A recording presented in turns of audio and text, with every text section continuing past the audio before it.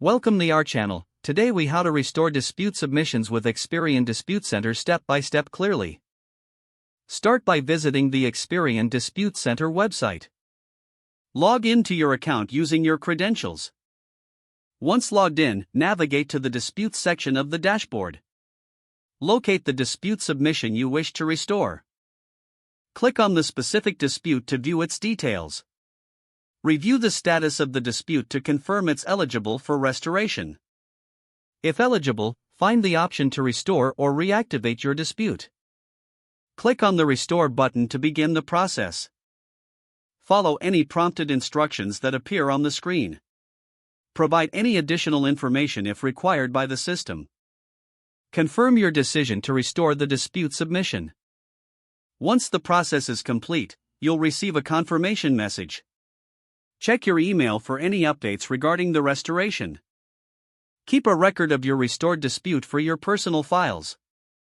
Monitor the status of the dispute regularly for updates. If the page does not load, refresh the browser or try again in a private or incognito window. Make sure you are using the correct email address, then retype it carefully to avoid small typos. If your password is not accepted, use the reset option and create a new strong password you can remember.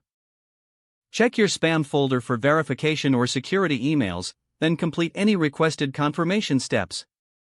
Enable two-factor authentication if available to improve account security and reduce unauthorized access risk. After signing in, review your profile details so your contact information and settings are accurate and current. If you see an error message, note it down and try again after restarting your device and internet connection. Log out when you finish, especially on shared devices, to keep your account and payment information secure.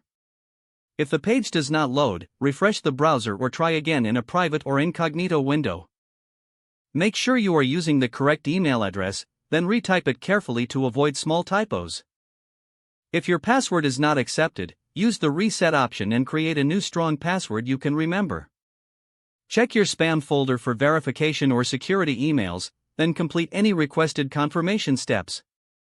Enable two-factor authentication if available to improve account security and reduce unauthorized access risk. Don't forget to like this video and subscribe to our channel for more step-by-step tech guides.